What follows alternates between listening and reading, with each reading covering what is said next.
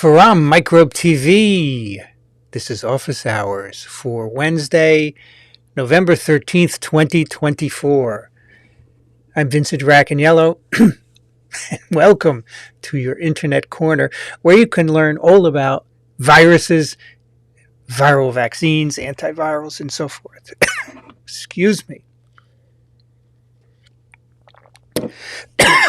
I know the crowd is small. You're getting used to every other week. But before you know it, we're going to be back to weekly schedule at some point. No, I don't have a cold. The minute I start streaming or recording, I get a tickle in my throat. It goes away eventually. You just have to get by it. Tell us where you're from. We'll shout you out. We have a good couple of things to talk about tonight. I want to talk about avian H5N1 influenza a bit, and I want to talk about transmission of SARS-CoV-2 viruses, something we used to talk about all the time. And some papers have come out. A paper came out that kind of addresses some of the issues that I talked about, so I want to talk about that. Our moderators tonight, thank you for being here. Les is here. It's just Les. Tom Steinberg, there he is. Skipped over it. Les is in California. Tom is in Western Oregon. And that's what we have so far. That's good. Anyone that will come, we appreciate it. And I know that viruses are out of your minds. But wait, when there's an issue, the world is full of outbreaks. We have, the Marburg is winding down in Rwanda. No new cases. That's good. Mpox is a big problem still in Africa, and it continues to spread outwards. So this is where you can come. And, I have been a virologist for over 40 years. What does that mean? I did research on viruses in a laboratory. I have a PhD in virology. I taught all kinds of students, graduate students, medical students, nursing students, dental students, virology. I now teach undergraduate at Columbia Virology. I wrote a virology textbook, which is in its 5th edition. And I do podcasts like TWIV and this Office Hour. So I've thought about viruses a lot. And so if I don't know the answer, I'll find someone who does. And if I don't know the answer, I'll tell you. And as far as I know, I give you good information. I don't willingly give you bad information. This is an important distinction in this world, right? We're in a post-truth world, as Paul Offit says. But here at Office Hours and at Microbe TV, truth reigns. We do science, and science is about the data, and we tell you the data. And if the data change, we tell you as well. So we don't try and warp the data to fit any particular agenda. So you can always find that here. We have a small crowd, but it's fine. During the pandemic, it was 1,000 people here every Wednesday night.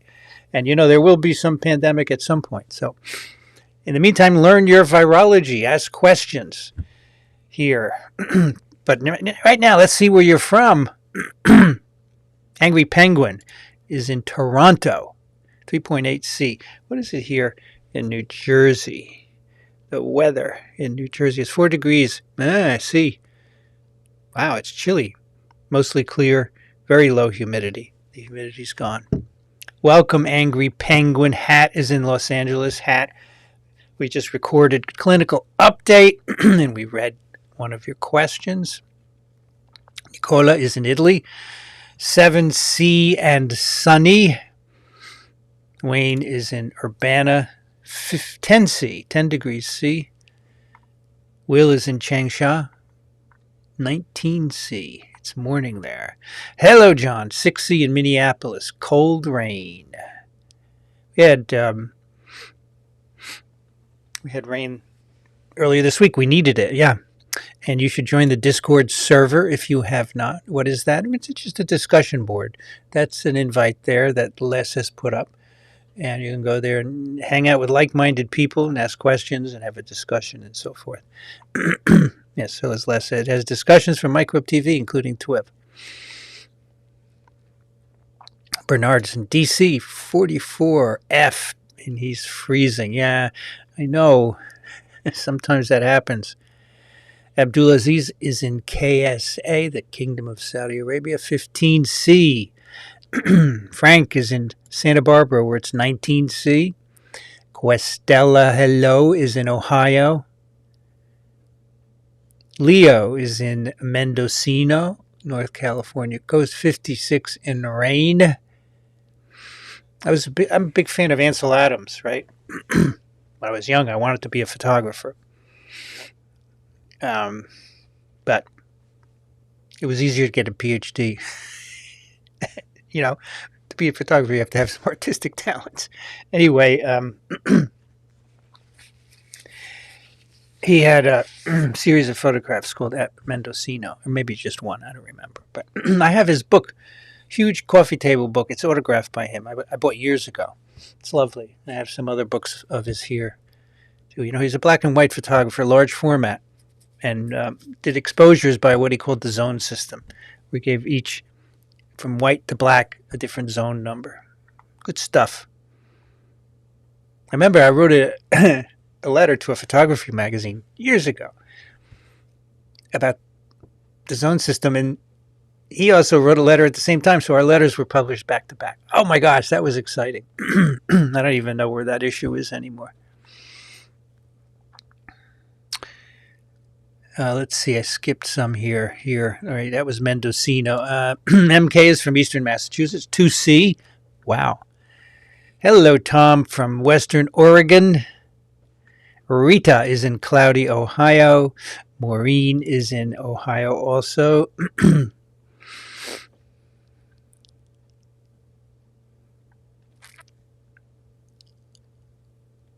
Okay, we have a couple questions. We'll wait till I introduce everyone. Terry is in Two Rivers, Alaska, -8 Fahrenheit. Pretty cold. Huh. Good day, Visto from Sydney, Australia. Yes. Tom, I know, is in Salt Lake City, colleague of Nell's. Wayne says, we are the same age. I aspirate saliva a lot. Yeah, it's interesting. Yes, as you age, you aspirate more. And that's why things in your mouth have a greater chance of getting down into your lungs and causing problems. And I know that. I notice that. Sometimes I'm lying in bed, I'm sleeping, and I aspirate, and it frickin' wakes me up because I start coughing. Bothers me. Yeah, you cannot do anything about aging except two things. You can stay physically fit and keep your mind sharp. How do you keep your mind sharp? By thinking about things. Don't be passively entertained all the time. Don't just watch TV or videos or whatever it is. That's passive entertainment. Do something. Read is good.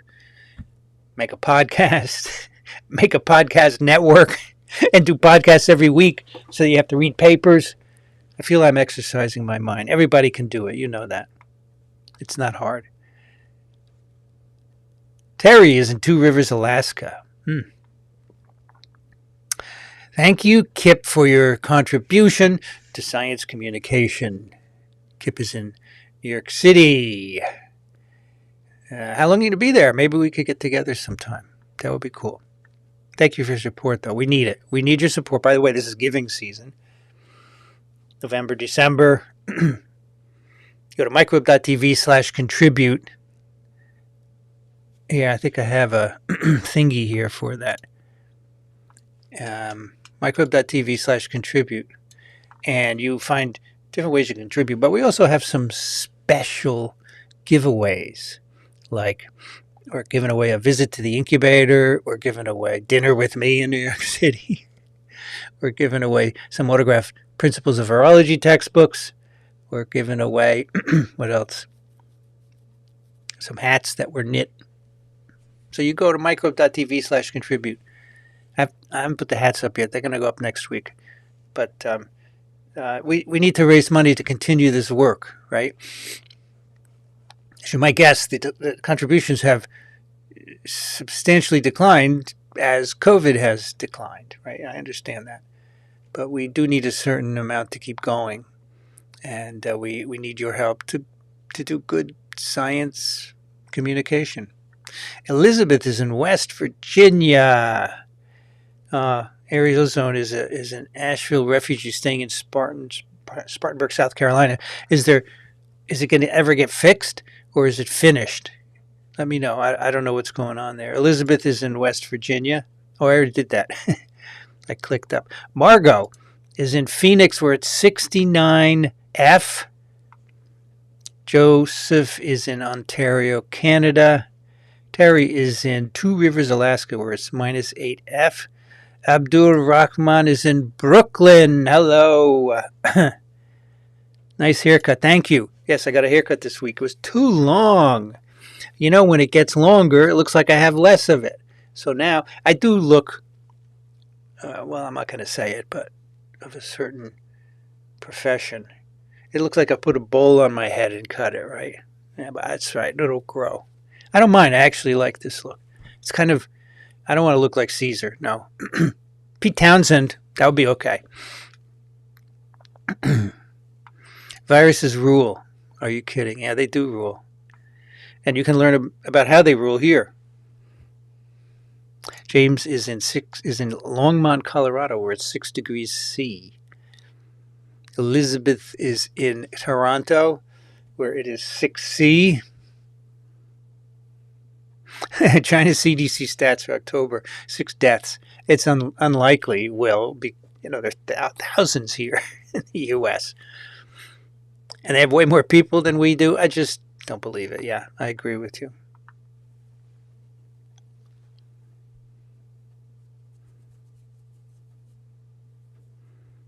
Oh, I'm sorry, Margot. Margot lost one in week 2 of COVID last week and another 3 weeks after catching COVID. So you see, we're already just 2 right there, and that's just not possible that China only has 6. Sorry about that. Nebby is in Central Florida. Terry says, hey, Toronto, from your neighbor in Alaska. Our class used your textbook. That's cool. Principles of Virology. Markle is in East End of Long Island, 23F tonight. Tom says, viruses give me something to think about, and I still have a strong thread of association with scientists. Yes, I can vouch for that. Tom came to an ASV meeting once. We talked a lot about various things. I have no doubt in your using your mind, Tom. I want everyone to use their mind. It's really better for you. Logotic, we'll say. 10 degrees in Chicago. Snow next week. That time of year. Helen is in Pittsburgh, where it's 46F. I am not drunk is in Bangkok, where it's 30C. That's an interesting handle. And you're very far away also. Welcome. Thanks for coming. EA is in Goodland, Kansas. Mike is in Seattle, 56F. Fire EMS is in Atlanta. You guys are warm in New Jersey. Well, it's, what did I just say? 4? Not warm. 4C. No, it's not really warm. It is not bitterly cold as it is in some places, but the hot weather is gone. Hello, Fields of Green in Salinas, California, where it's 16C. There it's warm. Yeah. Tom is in downtown Salt Lake. A fresh-made pizza is cooling on my kitchen counter. Lucky you. Make me hungry. Lori is in Charlottesville, Virginia. Amy is here. Shout out to Kip, Laura, Emma Potter, the Potter family, our first video letter. Thank you for your video channeling your inner virologist, how Microbe TV has empowered you and your community. So, as part of our fundraiser, we'd like you to make a video or an audio telling us how we've appealed to your inner scientist, inner virologist, inner scientist. And you can send it, I think it's incubator@microbe.tv, and we will make an amalgam of them And we got one from Kip and Laura and Emma. Thank you very much. In Alaska, it's -8 Fahrenheit. Patricia's in Virginia, where it's 37 F. It is chilly. Jeff is in Elgin, Illinois, 53 and raining. MN is near DC, where it's in the low 40s. Tracy is in Chapel Hill, 7 degrees C.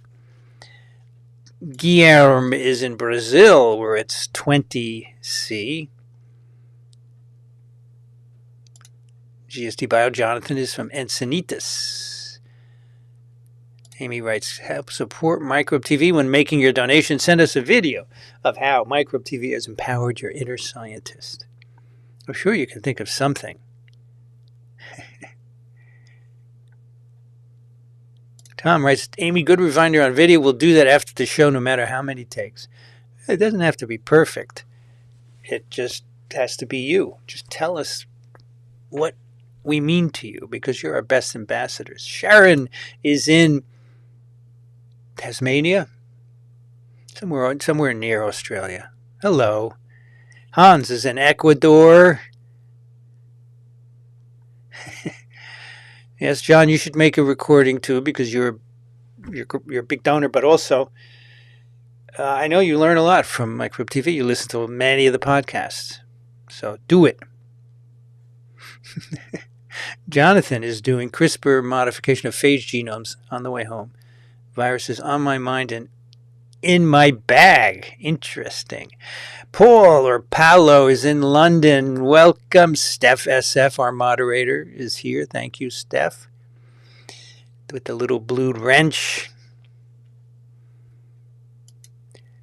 Meliana is in Ithaca, 36 degrees. My old stomping grounds because I went to college there from 1970 to 1974. Holy cow. Holy cow. Long time ago. Pat is in Nova Scotia. Margot writes, if I go to New York City mid-February for a concert, is this Arizona girl going to freeze? Yeah, probably, but you can wear a nice jacket and you can stop by the incubator to warm up. You better come to visit if you're in New York City. It won't take much of your time. I just want to show you the incubator because it's you guys who helped build it. Heather is in Kamloops, BC. Love this show. I learn a lot. Thank you. That's the point. We want you to learn in a nice atmosphere, not an antagonistic or nasty or accusatory atmosphere.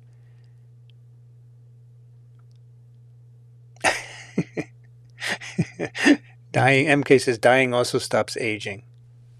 Yeah, it does.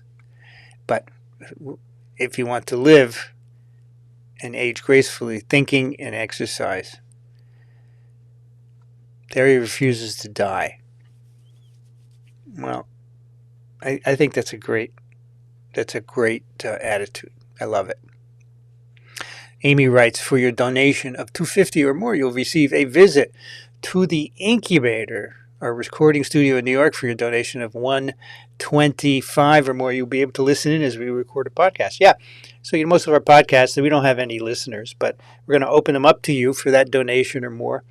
And you can listen to the podcast of your choice as we record. And, we mostly don't edit very much. Just the beginning and the end. We chatter a bit, and you might want to hear that. John, thank you so much for your contribution to science communication. I rolled over 2 years of quitting smoking and all things nicotine, and it was this live stream and Twiv that got me thinking about taking that step to improve my health back when it was Q&A with A and B. Well, I am glad that we did that for you, John. This is fantastic. And you could make a video of that, saying that. That's all you would have to do is read this, and we'd love it. Hello, Rona on Long Island. Nice to see you again. Jefferson Space, boosted and vaxxed in Miami.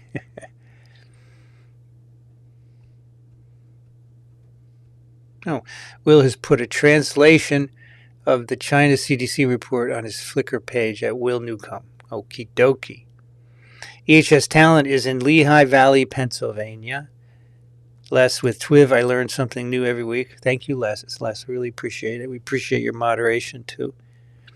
Zombre Prep 2.0 is from Eastern Pennsylvania. Scientists are Les's heroes. But we don't wear capes.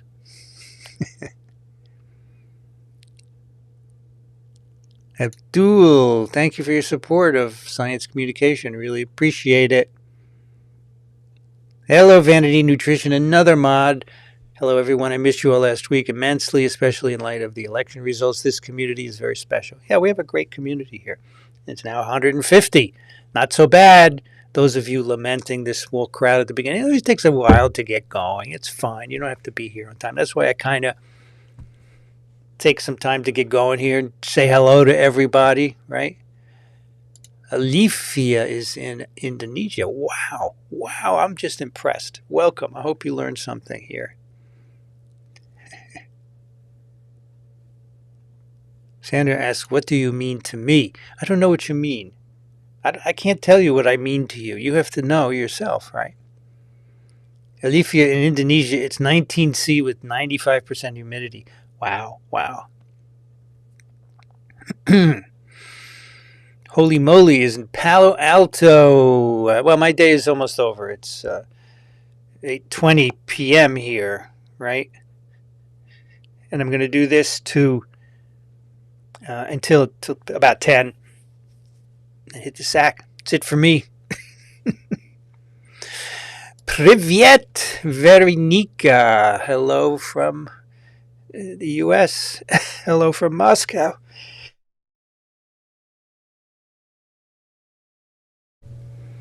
Good to see you again. Sandra says she learns a lot. Thank you. Learn. Very good. Rob, thank you for your support of science communication. The incubator lives. Yep.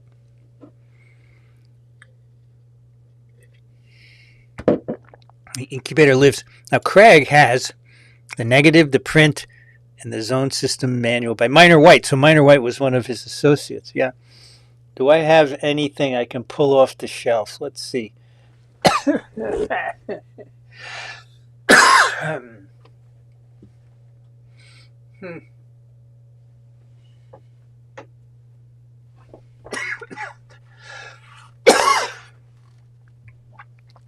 have this one.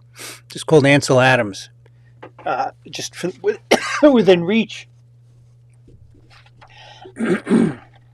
Yeah, it's just called Ansel Adams, and it says, no contemporary photographer has equaled the contribution of Ansel Adams to the art and techniques of photography.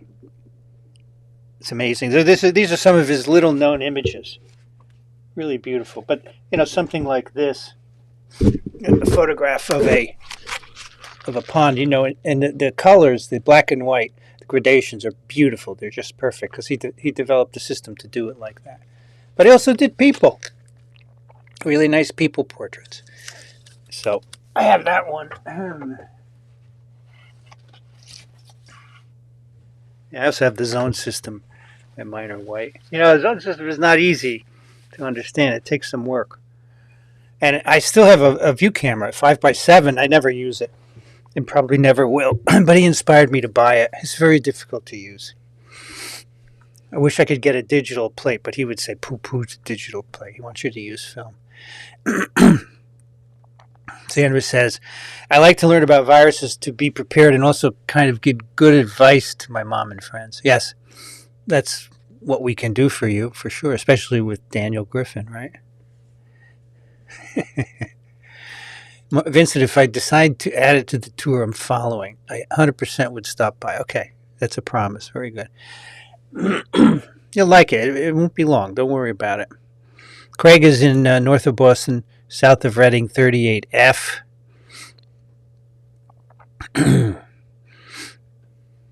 Marie Boutin has been watching since pandemic. I have thyroid disease. Does it make me vulnerable to COVID? I don't know. You have to ask Daniel Griffin. How could we ask Daniel Griffin? I think it's a good general question. Why don't you send an email to daniel@microbe.tv. We just recorded tonight, so we're not going to be recording for another week, and he'll answer it. I just don't know. Nope. Patricia's in D.C., where it's chilly. Tess is in Carl Canton, Massachusetts, where it's 33F.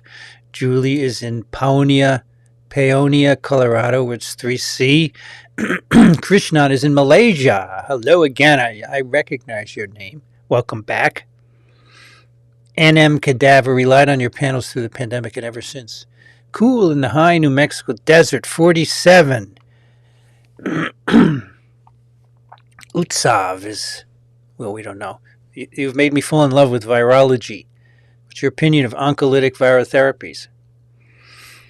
I've always been bullish on using viruses to cure cancers. A few, at least one has been licensed. There will be more. Not everyone agrees with me, but I have a lecture, part of a lecture in the virology course is devoted to that. And I give a lot of examples of how it can be done. And, it's a learning process, but that's how it works, right? That's how science works. Veronica is going to make a video. That would be great. Everyone should make videos. We're going to have great mashups of them, and people will read them.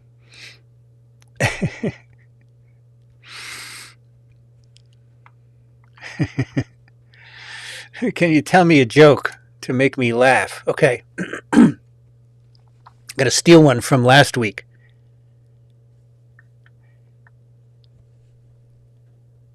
One of our listeners, maybe it was Hat from L.A.,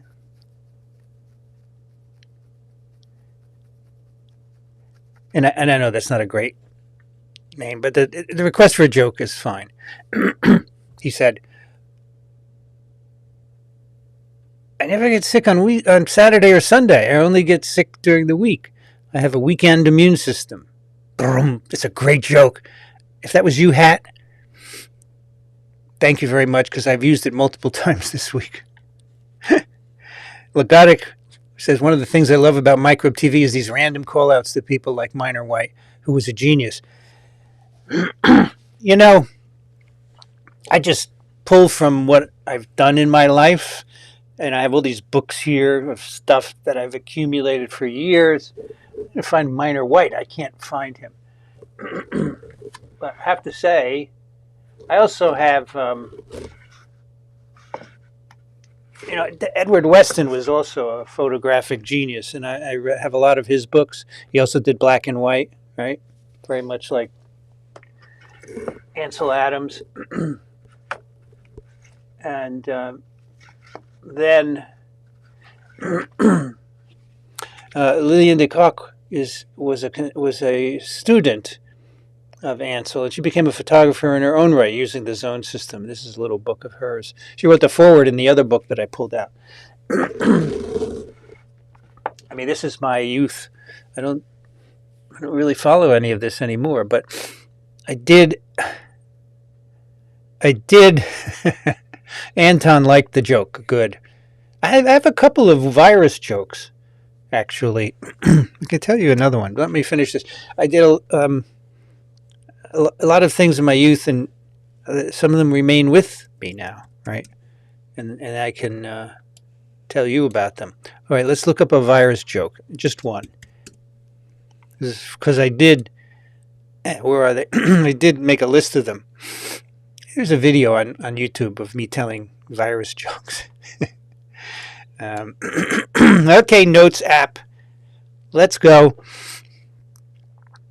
Why is it so slow? This is just unacceptable that the Notes application should be so slow. Here we go.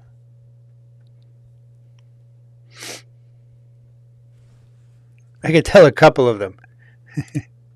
You ready? Now let's get Logotic down here. What do all viruses have in common? They're catchy.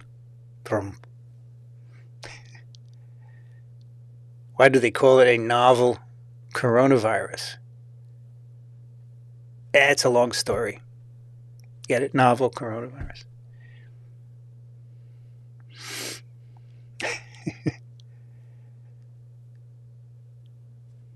What do you call the mythical creature that's half horse, half virologist? The centaur for disease control. Have you guys heard about bird flu? I mean, I don't know why it's such a big deal. They tend to do that quite often. I'll tell you a coronavirus joke now, but you'll have to wait 2 weeks to see if you get it.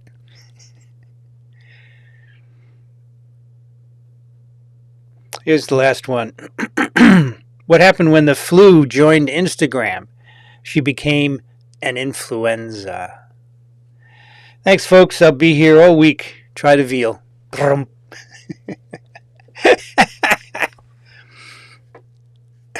This is funny. Yeah. Yeah, this is good. Angry Penguin. I used to know a lot of good chemistry jokes, but now most of them are gone. I love it. I just love it.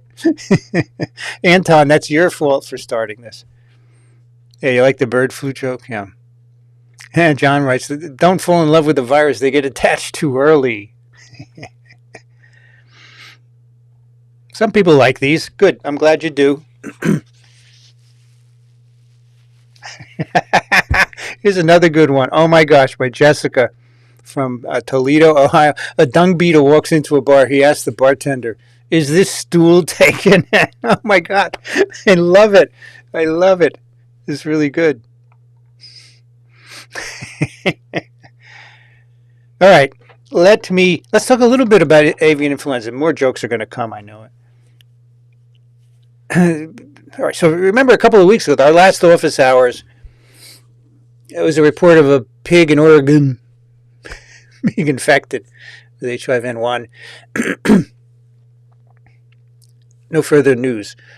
They sacked. There were 5 pigs. It was a backyard operation. They sacked all the pigs. You know, I woke up this morning with those pigs on my mind because I felt so bad for them that they had to be sacked. And they may not have been infected. There may have just been environmental contamination in their noses. You know, they root a lot. So I haven't heard anything more on that. So maybe it takes a long time to do the deep lung pathology and PCR. In the meantime, though, there's been a case of H5N1 in Canada. That would be their first one if it turns out to be true. It's in a kid who started out with conjunctivitis, and it got worse. It got worse, and he's now hospitalized. But here's the thing. This is what I want to tell you this. It is not the cow kind. It's not the cow lineage. It's an avian lineage. It came from birds. So somehow he had contact with either wild birds or chickens on a farm or something like that. And you know, those infections of humans can be lethal. Interestingly, in the U.S., there have been 14 cases of human H5N1 from cows, and they've all been pretty mild. In case you were wondering about the statistics, 14 human in the U.S., 14 human cases, mostly people in contact with cows, 238 dairy herds in 14 states have confirmed cases. Again, H5N1, the cow variant. And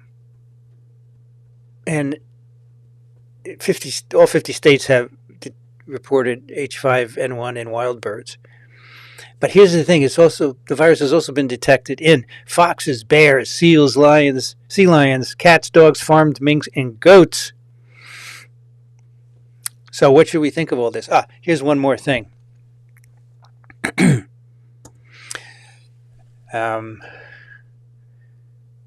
There was a case in the U.S. of an individual who got infected from a cow. And again, these are mild.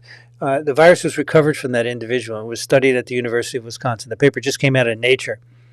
And they find, it's very interesting, in ferrets, the virus is lethal and it transmits from ferret to ferret.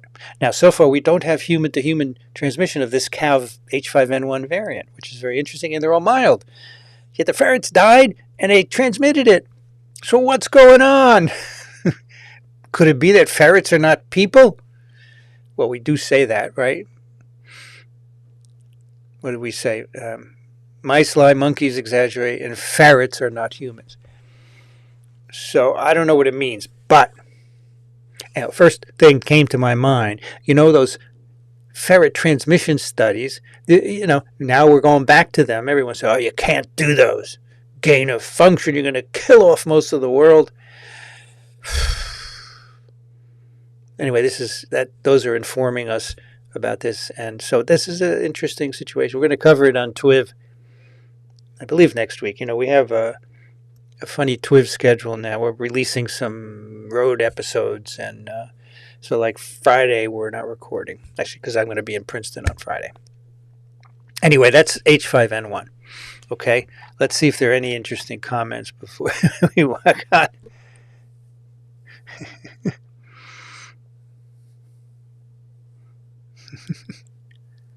These are Ariozan likes the jokes. Good. Microbe TV is full of surprises. We can be. I figure you just have to reach back into your experience and talk about stuff that you've done or that has happened to you, and people can be interested. Most people have interesting lives, right? Not everyone, but most people. Yeah. That's 16 sodium atoms walk into a bar.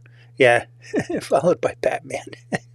Yeah, that's good. Yeah, and Tom says H5 is in wastewater all over. Yeah. Okay. Let's do a mini lecture. On SARS-CoV-2 transmission. All right, let's turn on the engines here. We're going to do screen share, and we will turn on little me up in the upper corner. Okay, so a little bit about SARS-CoV-2 transmission. So I wanted to just talk about this paper, JID, Journal of Infectious Diseases, the risk of SARS-CoV-2 transmission in community indoor settings, a systematic review and meta-analysis. This was just published not too long ago from Finland, Tampere University and the Finnish Institute for Health and Welfare. The name is The Risk of SARS-CoV-2 Transmission in Community Indoor Settings, a systematic review and meta-analysis by Mark Rohit Francis, Sahid Guidado, and J. Pekka Nuorti. So what's this all about? In this paper, so first of all, meta-analysis is they're looking at published papers and summarizing the data. And what they're looking at are papers that report on the secondary attack rate, or SAR. Okay? Secondary attack rate. This is defined as the number of cases occurring within the incubation period of a viral disease. That is the time until symptoms occur. That's the incubation period. Following exposure to a primary case divided by the total number of susceptible persons. That gives you the secondary attack rate. Basically, it's if you have an infected person in a certain setting, how many people will they infect? Secondary attack rate. It's kind of inherent in the name, right? And certain settings, as I just alluded to, are well suited to these kinds of studies, like households, schools, hospitals, elderly care facilities, religious gatherings, food processing plants, because you know who's there, you know who was there in the presence of others, and who got sick. So you can test people. It's not like, yeah, let's test a bunch of people randomly in New York City, but you just don't know who infected who, right? So in these indoor settings, you can. It's not 100% foolproof, but you can get a better idea of.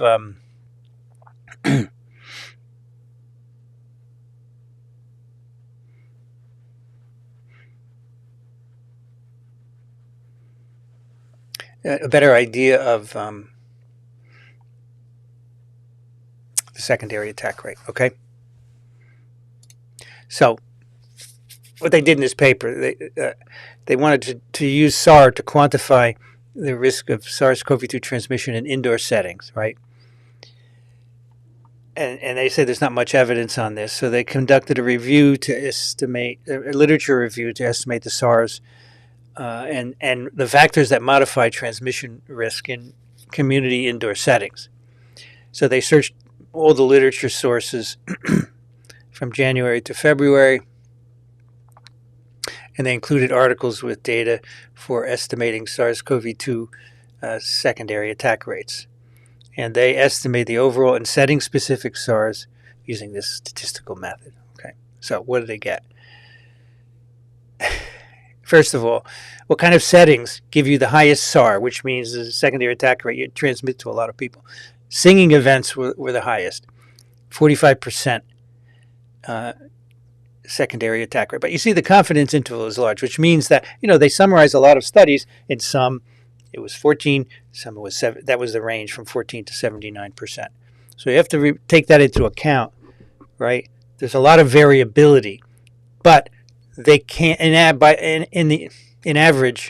average, singing events are the highest, and then indoor meetings and entertainment venues, 31.9%. Again, with a broad confidence interval, and fitness centers, 28.9%.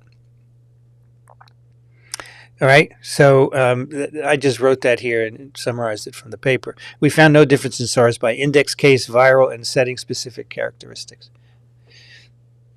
What, viral? That means the variant didn't matter. So here's an example of that. We have wild type SARS-CoV-2, the original, and Delta or Omicron. It's 30 studies with wild type. SARS 20%. These are all the studies in all venues. For Delta or Omicron, it's 19. It's about the same, right?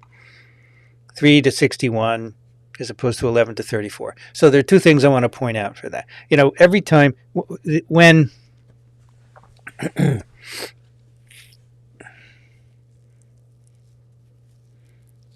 when Delta came out, when Alpha came out, when Omicron came out, everyone was saying, all the epidemiologists were saying it's more transmissible.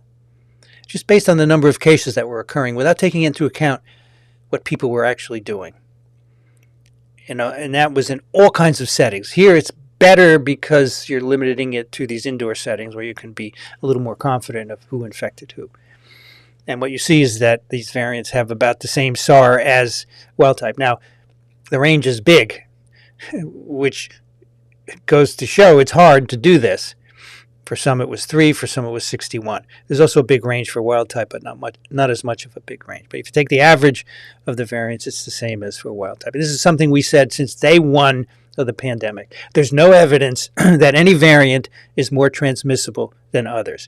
And inherently transmissible. The virus itself has any properties that make it more transmissible. What is likely driving the outbreaks is lack of immunity, different age groups, the world opening up again, people going out and so forth. But no, people don't pay attention to that. They just look at the numbers. The numbers are exploding, and they say it's more transmissible. What the variants are more fit. So they displaced the previous variant. And they're in a situation where people are getting together and you're getting a lot of infections like a holiday season. But by SAR, there's no evidence that, at least for Delta and Omicron, that they are any more, give you any higher SAR than the ancestral virus, right? I think this is really the only kind of study you can do to address that, because you can do animal models, but I don't think they necessarily apply to people. I don't condone challenge studies, so we can't do this in people.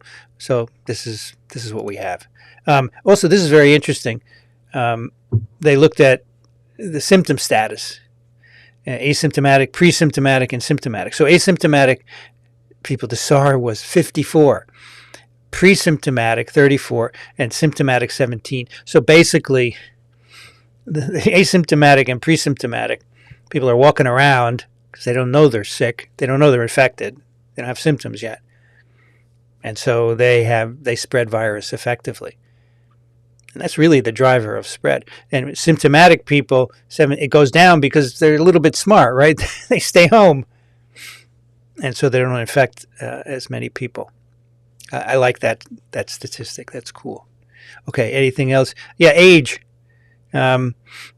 less than 40 years old, SARS 7.8, 40 years and above 17. I'm not sure what that means. Speculations are welcome. You know, obviously the age doesn't exclude you from household settings or singing events and so forth. So I don't know. It may be an issue of shedding, but we just don't know what that is. I just thought I would show that to you. Okay, so that's a really mini lecture. Maybe it's a micro lecture, but I wanted to show you because, like I said, from day one we were saying there's no evidence for increased inherent transmissibility of any variant. We got hell, people even here, and I don't mind you disagreeing, right? But there was no evidence for increased transmissibility, and I think this study supports it. So much for that. Let's go back to normal stuff and turn off. Where is it? How do I turn off the little me? Oh, I guess there is no little me. Okay. Let's go back to our questions here. All right. So Fran says that the teenager has H1N1. And she says, please read only BC News. Now, don't admonish me, Fran, because you have no idea what I read. The clinical update with Daniel Griffin, which we just did, Daniel reported it, and let's see what the source was. And there was a notification that needed to be confirmed because the typing was done by a local lab and it had to be reconfirmed, like CDC equivalent there. Okay, so let me just look it up so I can defend myself. But don't tell me what to read, please. I know what to read. I've been in science for many years. I appreciate that it was wrong, but let's see what the literature was from H5. Here we go.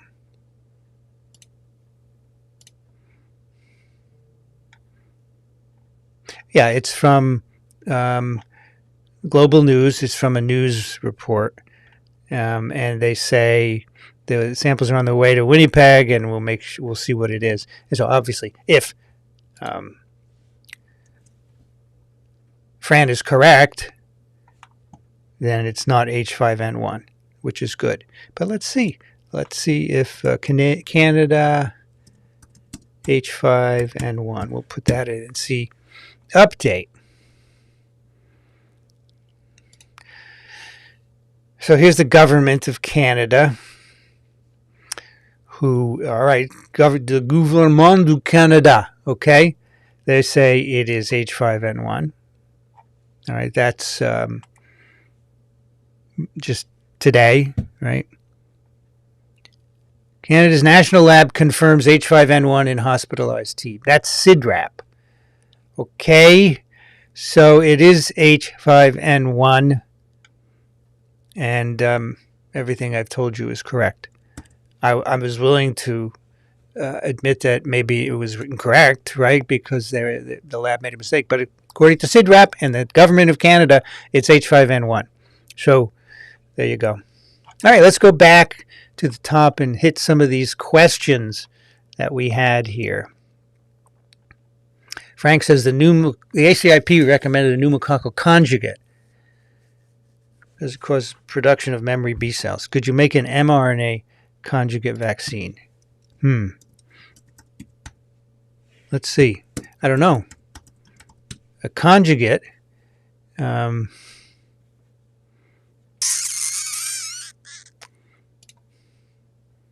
in an mRNA vaccine, you have just the protein there. And what is it about the pneumococcal vaccine that makes it a conjugate?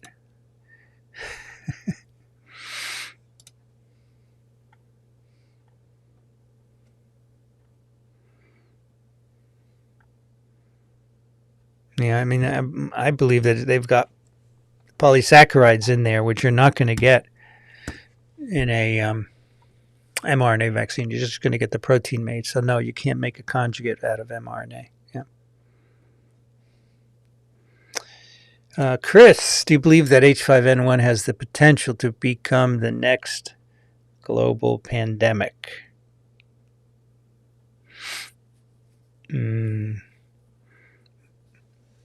Yeah, I think it does. Why would I say that? There's not a lot of human immunity, right? So that's one of the requirements for pandemic spread. And birds are all infected, and many other animals, including cows and the other animals I named. So it's everywhere. It has the potential to reassort with other influenza viruses as well. So yes, I think it has the potential. What I don't understand is why it hasn't emerged yet, right? It's been circulating for over 50 years. This particular blend of H5N1 has been circulating a long time. It's not it's a recently emerged virus. We first saw it in the 90s in Hong Kong. So it's been circulating for a long time, right? Why hasn't it done its thing yet? And there's so much circulation. There's so many animals infected. So I do think it has potential, yes. I don't know. It's hard to predict these things, right? All you can do is be prepared. We have antivirals and we have vaccines. And I think that's the best you can do. Yeah. Hat. This was your question that I read to Daniel tonight on Clinical Update. I don't remember what Daniel said. You have to listen on Saturday when he answers that. But these are antivirals, right?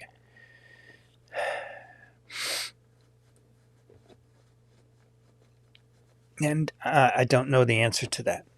You have to listen to him.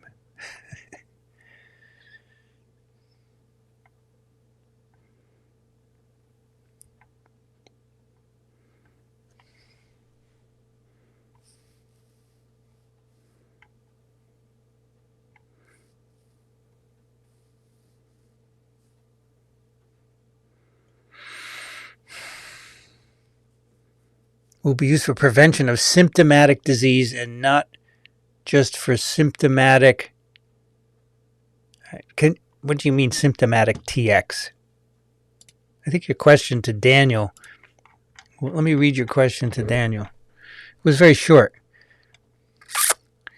Should we be treating asymptomatic congenital hepatitis with these RT inhibitors to delay onset of liver disease?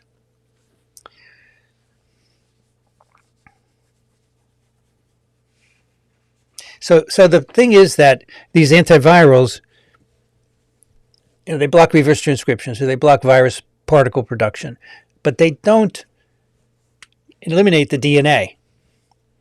And so you never get a full cure, right? So you're asking whether we should keep treating those individuals to prevent liver cancer. So you should listen to Daniel's answer, but also we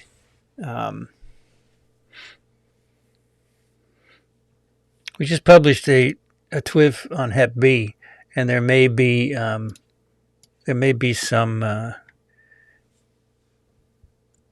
information about it there. That's a good question. I don't have an answer for you.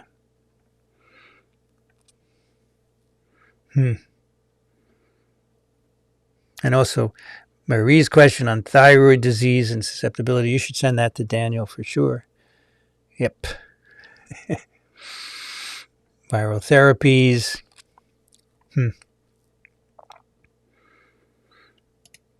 Not a virology question, but given the results of the presidential election, how do you think public health will look like? Well, this is a big problem, right? I mean,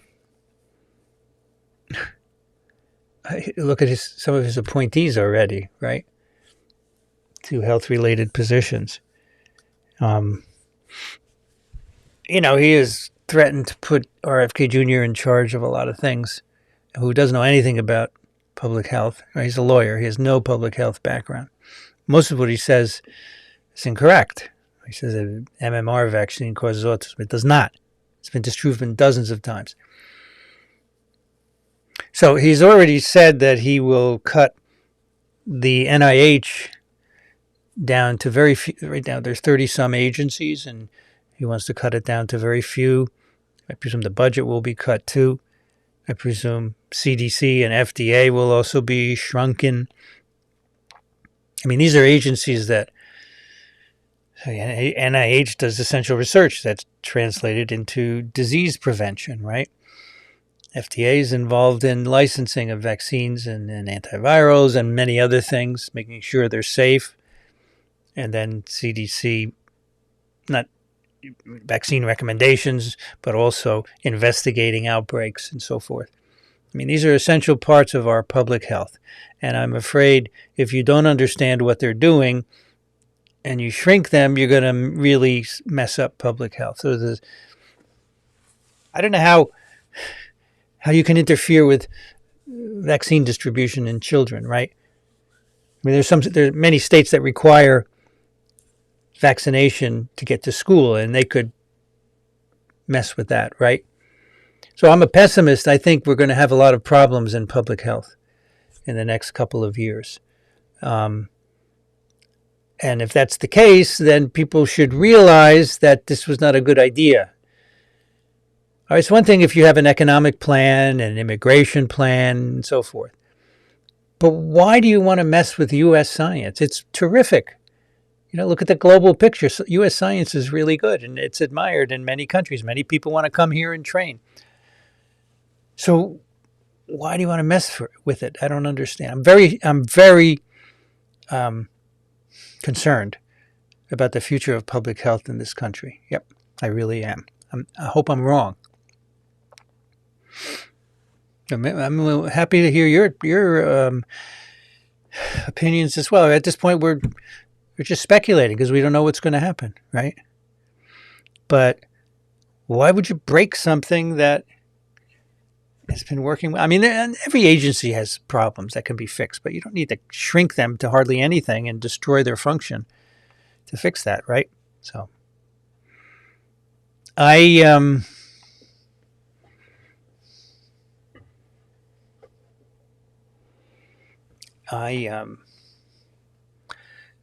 try not to think about it too much, frankly, because it's scary and I don't really know what's going to happen. So I read on a day-to-day basis what's going on.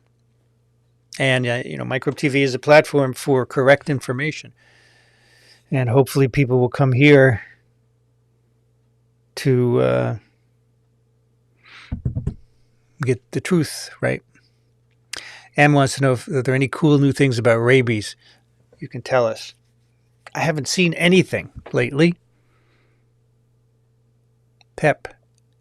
Well, if you're in a profession that has contact with animals or wildlife, you get a rabies vaccine, right?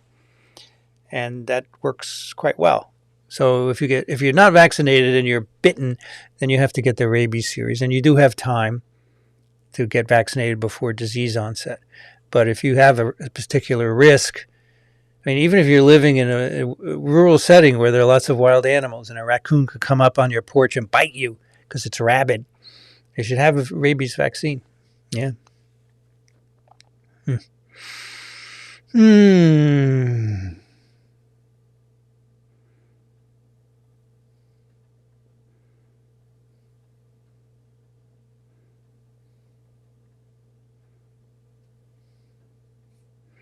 James, biggest factor in transmission is human behavior. Same with colds. It is. So then, James, why, as the variants emerged, did the pundits want to say they're more transmissible? Remember, the R naught kept going up. It was 2, and it was 8, and 10, and 15. It was going to be 100. It was going to go through walls. People stopped thinking.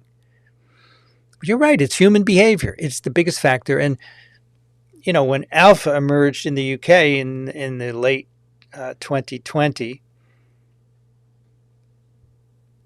they had no way of, we knew that Boris, the PM was telling people to go back out in the world, right? It had been locked down for a while. He said, go back out, go to pubs and theaters and sports events.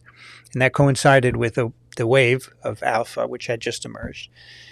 It was more fit, so that's the virus that spread, but it wasn't necessarily more transmissible. But I was sent emails saying, because I made a video saying, are you sure it's more transmissible? Here's what could be happening. I got an email from someone in the UK saying, you have to take that down. It's very dangerous. Really? It's dangerous? Why don't you just get vaccinated? That's going to prevent disease. Yeah. Human behavior. And then Amy Rosenfeld and I wrote an opinion piece for the New York Times. The title was, Human Behavior is More Important Than Any Variant for Transmission of SARS-CoV-2. Completely ignored. Completely ignored.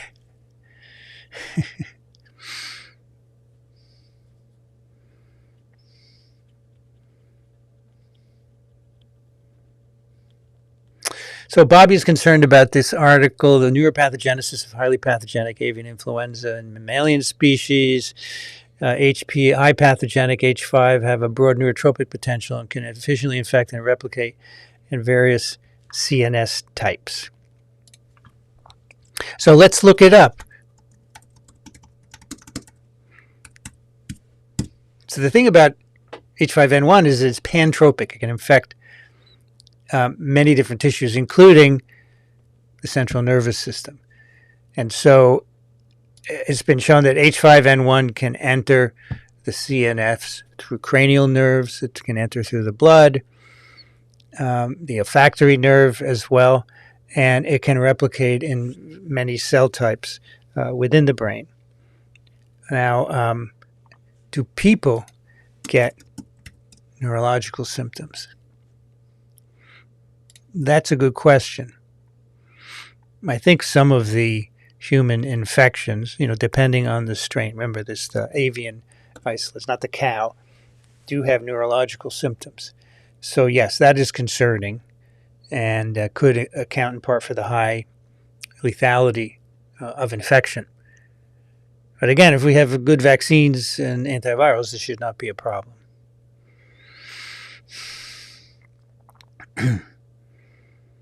Eric says, I've gotten all of the COVID vaccinations since the pandemic, last booster a year ago. What's the current thinking on yearly boosters? Should I get it? Well,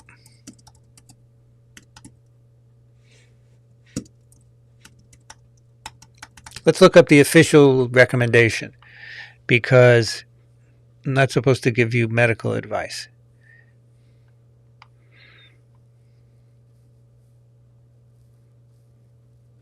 And, it depends on how old you are, your vaccination history, and the vaccine brand. So this year's vaccines, Moderna, Pfizer, and Novavax, no preference. Everyone 6 months and older, 12 years and older needs to get vaccinated. But you want to know about boosters. This is all about kids. 12 years and older. Additional doses for people who are immunocompromised.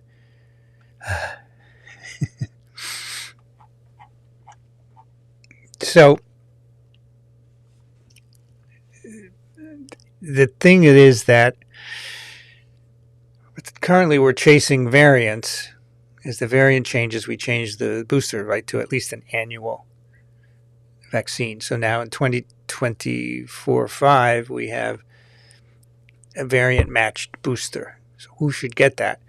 Certainly people over 65 of age, especially with comorbidities. If you're below 65, 10% of the population below 65 has comorbidities. You should get boosted. But to me, it's not clear whether it's not clear whether the problem is the variant or the lack of durable immunity, right? A paper has come out recently saying there's no long-term antibody memory for the COVID vaccines. So, when you see protection against disease going down, is that because the memory is crappy or because it's mismatched with a variant? Don't know. But in that study, the antibodies don't last for a very long time. So even if you're boosted once a year, after a year, you're not going to have very much protection against severe disease. So I think you have to incorporate like Paxlovid into your strategy. Now, it doesn't hurt to get an annual booster, right? So Eric, you could just go ahead and get it with the understanding that you'll get a couple of months protection against moderate disease, and that's about it. If you're young and healthy, you may not need to get it. Let's look at the CDC recommendations.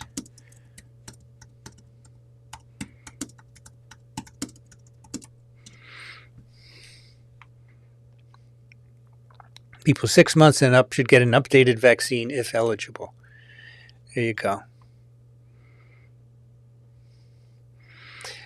Everyone 6 months and older should get a vaccine, right? And protection decreases over time, so it's important to stay up to date with your vaccine. Protection decreases with time.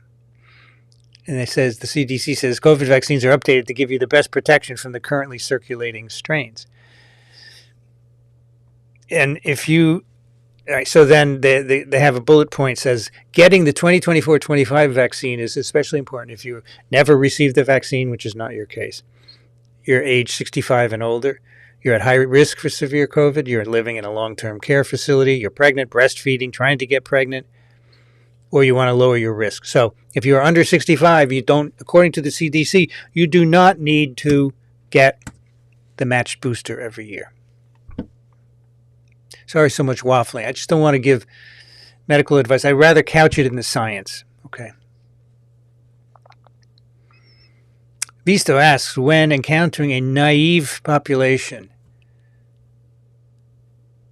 could it be that ancestral could actually spread better than later immune-evading variants? Well, it spreads very well in a naive population. By definition, there's no immunity to check it, right?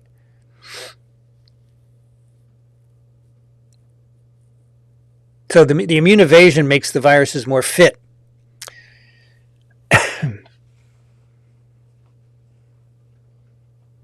And that's why they outcompete the previous variant.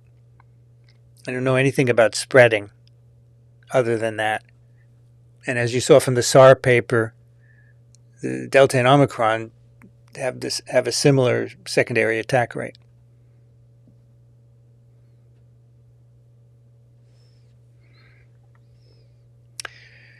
Is H5N1 worse than H1N1? Well, the problem is, Patricia, H5N1 is not a human virus yet, right? H1N1 is certainly a human virus, and we know the lethality of it, less than 1%.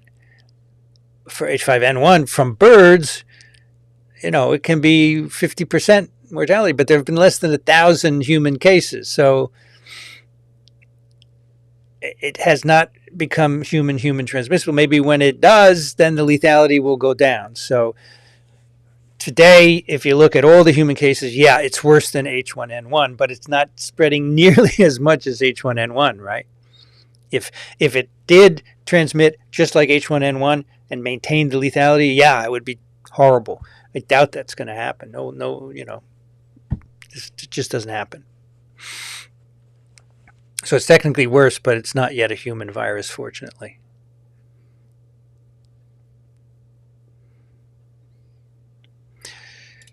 Question, do immune systems make surveillance of outside air?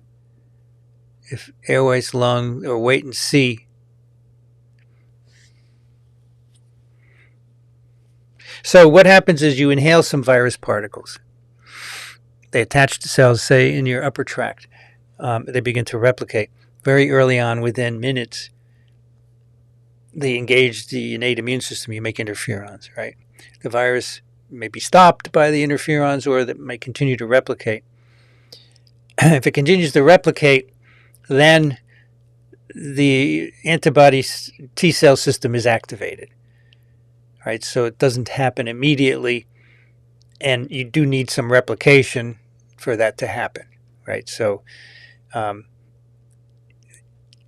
in the gut, there's always surveillance of what's coming into the gut. The antigens that you bring in are brought to lymph nodes and they ask, is this foreign or not, right? But it's probably, to a certain extent, the respiratory tract does the same thing. But it's the innate immune system in the respiratory tract that does the first line of defense, yeah.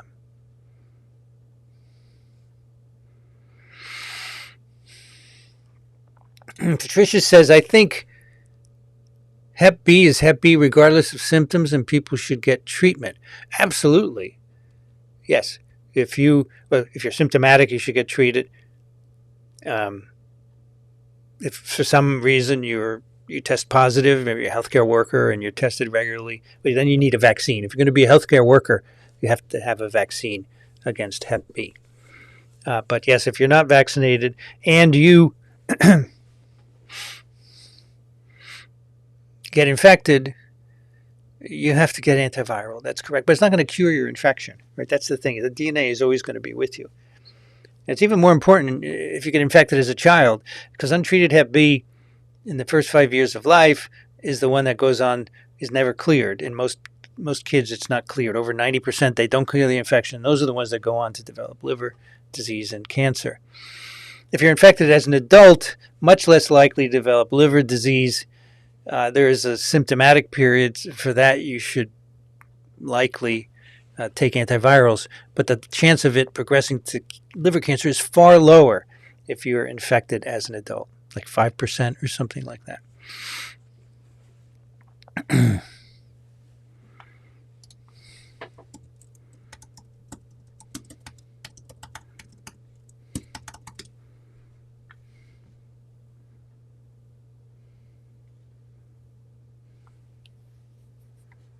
Okay, what's up next here?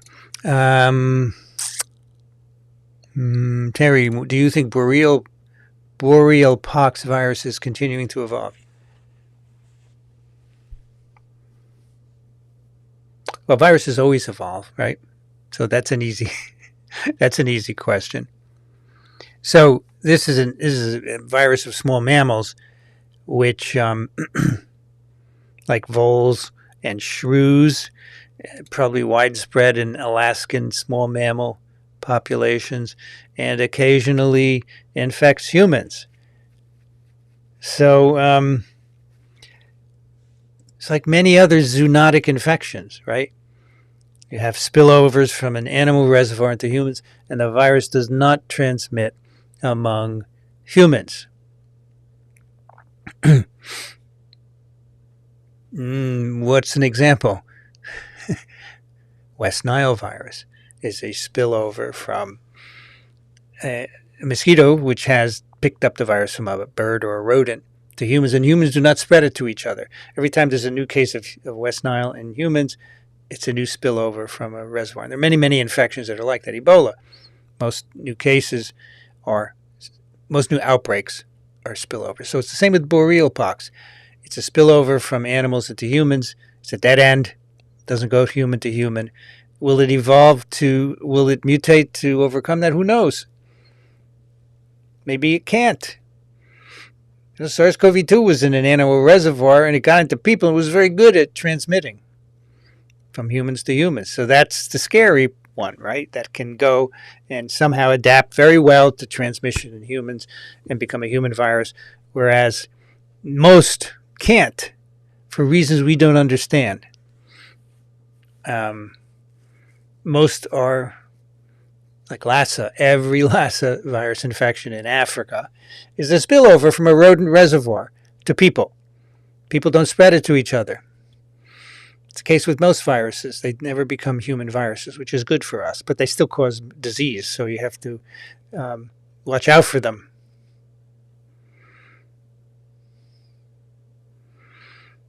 How could you prevent HBV with drugs without using them prophylactically? Well, first of all, prevent HBV. I don't know what you mean by that. The way you The way you do HBV is someone has either symptoms and they test positive and then you treat them if they're not vaccinated, right? So if you wanted to prevent infection, then yes, you would have to treat them prophylactically. And I'm not aware that that is a thing. Let's look it up.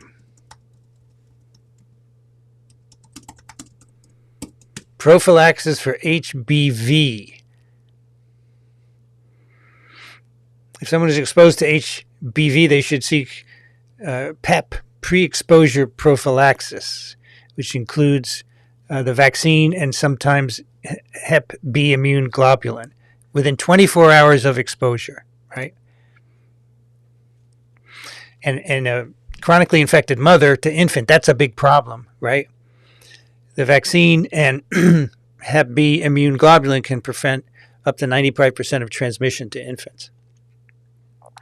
So those are the situations, but they don't involve the antiviral. I just see vaccination, and it's not really pre-exposure, right?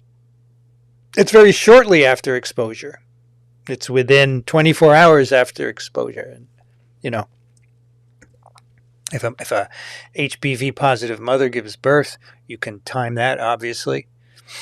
A needle stick in a healthcare setting, for example, so you can time that. But, you know, IV drugs, sex, you're not going to be able to time it. Tom says, I think chronic HBV patients are currently treated with antivirals. Let's look it up. We just did this Hep B episode.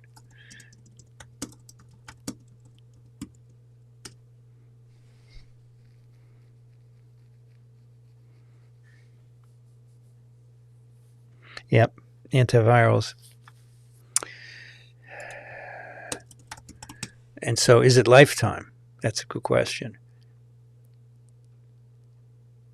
Chronic Hep B can be treated with antivirals to slow liver damage. That includes tenofovir and entecavir. Yep. So it will inhibit virus replication. It inhibits the production of virus particles, so it's going to prevent liver damage. The question is whether you do it for your life, right? Because if you stop, it's going to start replicating again.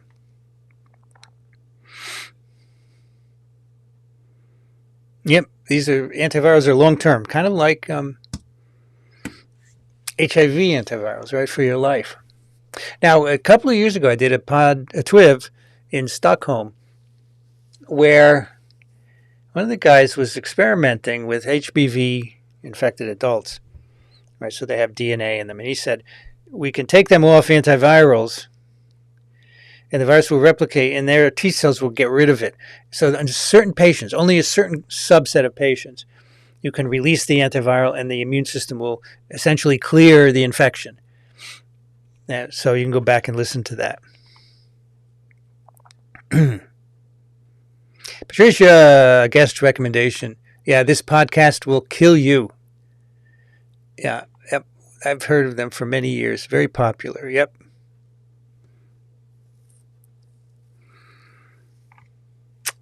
Hopefully there isn't a pandemic under this administration. Yeah, well, there was in version 1. I doubt there will be.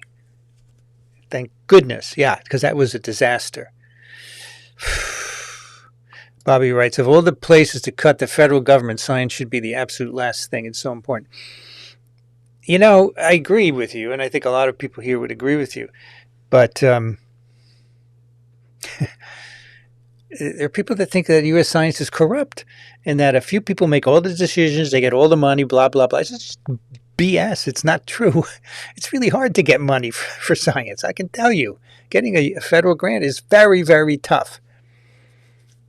So there, as I said, there are minor things to fix, but you don't want to revise the whole thing. RFK Jr. wants an 8-year break in NIH funding for infectious diseases and would instead move money to chronic diseases. So I'd like to know what he has read that tells him. I mean, he thinks, yeah, chronic diseases are important. Of course they're important. Nobody said they weren't. And, you know, any chronic disease is one that goes on in your lifetime. And we do a lot of work on those. Diabetes, obesity, heart disease, HIV, AIDS, Hep B. We do work on them. There's no point. If you break NIH funding for infectious diseases, you're going to break the system. Not a good idea, because you depend on a continuous innovation for the next generation of products. Why do you want to mess with U.S. science? Exactly.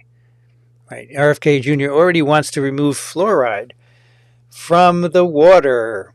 He says it causes brain cancer. Show me the evidence. Would you be able to read the evidence? I mean, he says MMR causes cancer. He thinks babies should not get Hep B vaccine. Oh, have you heard this? He said Hep B is a sexually transmitted disease, and so babies shouldn't be vaccinated against it. And, people listen to him and they go, yeah, that makes sense. Well, why don't you just look it up and see how it's transmitted? Yeah, it can be sexually transmitted, but it's also transmitted from mother to child at birth. And if you're born with it, you have over 90% chance of developing a chronic infection. You cannot clear it. You go on to develop liver cancer. So that makes a lot of sense, RFK Jr. That demonstrates your familiarity with the literature. I have a lot of confidence in what you want to do. By the way, I've heard that B. yamagata was found in the Netherlands.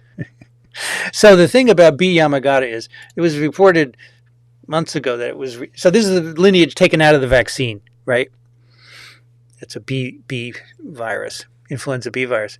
And because this hasn't been detected in a long time. And months ago, people said, we detected some somewhere, but it was a sequence error. So let's look at Yamagata, Netherlands, because we have to be very careful. Yamagata is a city in northern Japan. No, I don't care. Possible extinction. Let me put it another way. Has B. Yamagata emerged in Netherlands? No, I don't see anything on that. Maybe you could send the reference. De Volkskrant paper. I don't know what that is.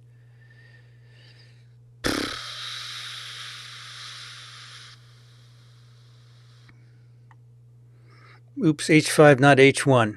I don't know what your question was. Let's see. That's Heather. I'll have to go back up and find Heather's question. Yeah, the young person who got H5N1. That's what it was. H5N1, not H1N1. I'm sure somebody got H1N1 in Canada, but certainly a kid got H5N1, confirmed, multiple sources.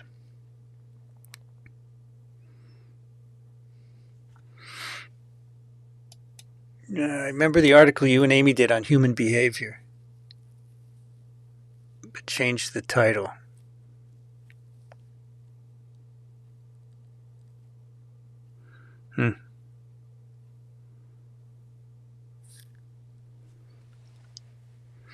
Good question. I don't remember that. The article for the opinion piece? Yeah, they changed the title. We had a different title. I don't remember what it was, although I could find it. Susan writes, even if you don't care about public health, the economic stimulus that the NIH funding returns is manyfold. Biotech, healthcare, pharmaceutical, education, etc., etc. Okay, so if you're into finances, right, why would you mess with it? Why would you mess with it? I don't understand the logic. And why would you listen to RFK? Because he doesn't know anything about science. Oh my gosh. He blamed it on a worm in his brain. Neurocysticercosis. So in that case, it's all wrong, right? So why are you listening to him? It's the worm talking. Oh my gosh, this is crazy. Oh my gosh. Hello, Lise from Columbus, Ohio. Welcome. Greater than age 65, should we be vaccinated annually for pneumonia? Let's look it up. As of October 2024, the CDC recommends that adults ages 50 to 64 get a pneumococcal vaccine annually.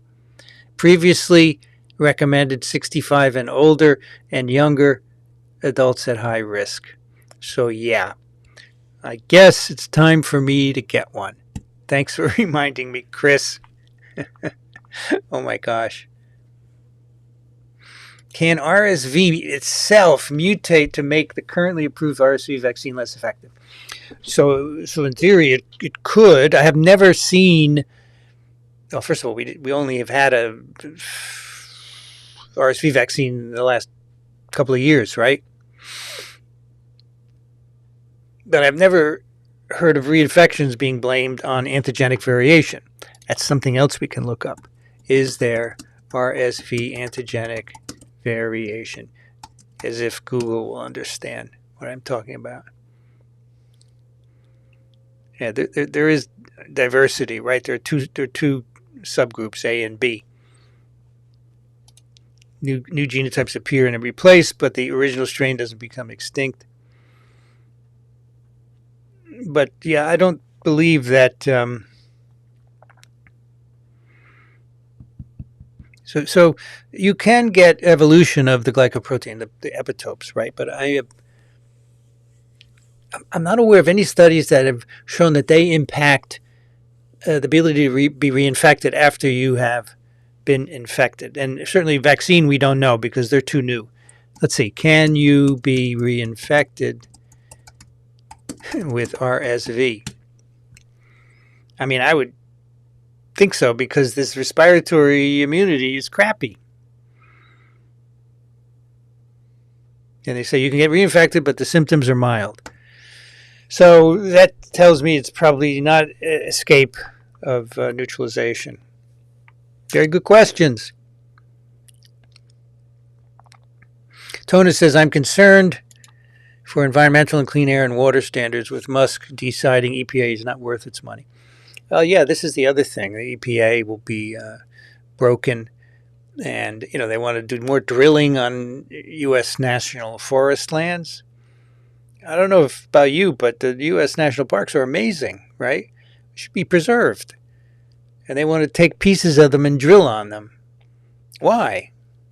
Why don't you find alternative energy sources? Be smart. You don't have to go for what's going to make you the most money. But yeah, clean air. I mean, look, Trump won. He withdrew from the Paris Accord, and he's going to do it again. He doesn't want to hit all of the milestones for carbon emissions and so forth that the rest of the world wants to do. He says, no, we're not going to do it. Why? Now, we got a mandate that most people want him to do what he wants, right? They agree with his policies, although I don't know if they actually know about Paris Accord. I don't know what they know. I think the information was filtered to his supporters. But you shouldn't mess with the EPA. You shouldn't pull out of the Paris Accord. Climate change is real. He says it's not real. It's not true. Of course it's real. It's not real because you'd rather make more money. You'd rather make businesses make more money by not having to control emissions. But in the best world, the U.S. industries work to modify emissions to keep the environment reasonable so it's not crappy. I mean, I remember growing up in very polluted cities. The air was very polluted when I grew up. It's much better now. I don't want to go back to that. But it's not my future world either. Right? It's young people. They have to decide what they want.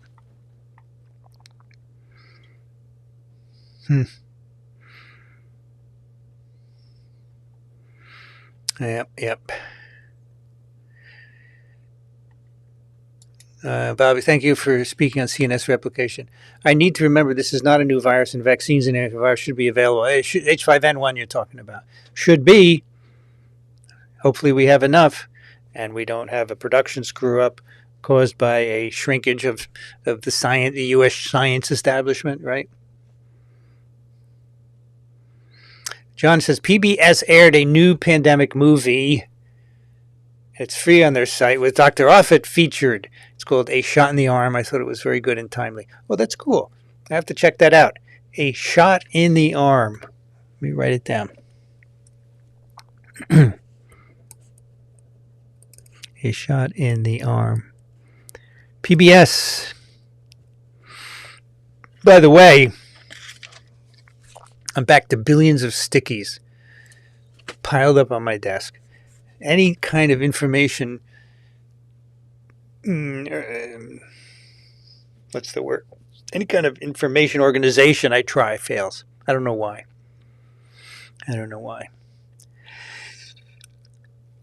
Oh, excuse me. The Real Italian Rocket. Hey, that's a great name. Thank you for your support of science communication. If RFK is put in charge of public health, do you believe we will still have agency and be able to protect ourselves? For example, choose to get vaccinated. I think we will have choices, yes. I think he will remove vaccine mandates, and that's going to result in more infectious diseases because many parents don't want to vaccinate their kids for whatever reason. In states, many states, religious exemptions have been reinstated, and I think you'll see. So what infectious diseases will emerge? Measles will be number one. Polio, influenza, Hep B. I think those will go up hugely. So he will remove requirements, which is done on a state-by-state basis, but you can imagine ways that he could withhold funding from states and say, unless you get rid of that requirement, you're not getting this money. I hope states have the spine to stand up to this. In another issue, not related to science, but, he wants to deport many millions of people every year. And some states have already said, you leave our citizens alone. These citizens, not citizens, but you leave people in our state alone. We're responsible for their protection. Like, don't you dare come here and think about kicking them out. They're ours. So this will be an interesting thing to see play forward.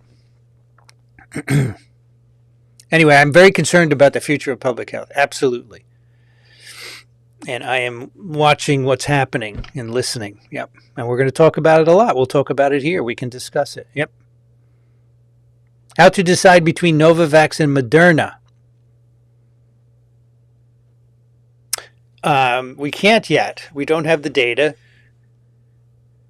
Just get Novavax. It may not be any better, but it's not going to be worse. It's a big bunch of protein you're going to get there. I think the longevity, durability, as you write, has to do with the actual protein itself, the spike protein, and not the formulation of the vaccine. But we don't have the information. I don't know when we will. I mean, I presume it will happen. It took a long time to get durability information for the mRNA vaccines. I presume it was happening. But you need to get vaccinated, right? So just get Novavax.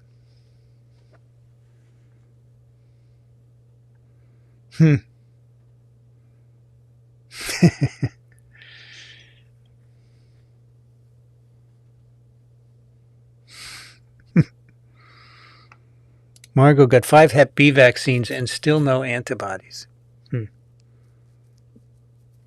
Do you I don't want to ask about your medical things, but do you not respond to all vaccines, or is it just Hep B?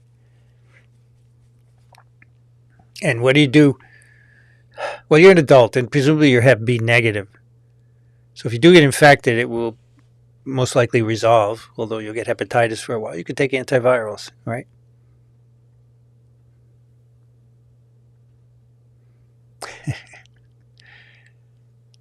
How risky for your health is it if you have wild mice visiting your home? So about 30% of wild mice carry hantaviruses, which can cause hantavirus pulmonary syndrome. It's a lethal respiratory disease. It's another zoonotic disease. The virus is in mice. They come into your house and give you the virus. So 30% of wild mice are virus positive. So that's your risk, right? If you have one mouse, it's not likely to be positive. But if you have 100, it's a problem. I would not let mice live with you if you can prevent it. But do it in a humane way. Don't use glue traps. That's horrible. just use a regular trap so they die immediately. But yeah, it's a risk because they may carry other viruses that we don't know about, right?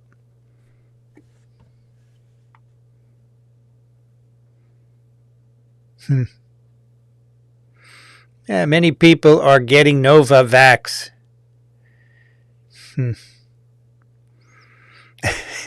Is there?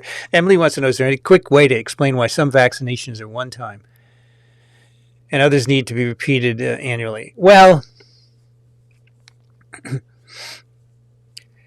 so the annual ones are either because the virus changes and the vaccine doesn't match anymore, or the immunity is not long lived. And so polio is not one time. You need 3 or 4 doses of IPV, inactivated polio vaccine. And Shingrix is 2. There are some 1-dose vaccines, but that's just to prime the immune system and then boost it so that you get the maximum memory. But as I said, there are some viruses, and that immunity lasts, and there's no antigenic variation to confound it.